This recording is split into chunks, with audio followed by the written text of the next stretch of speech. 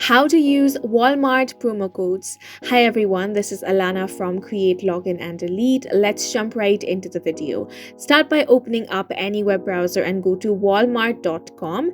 Then continue to shop by adding your favorite items to cart. Now click on this basket icon to open up your cart.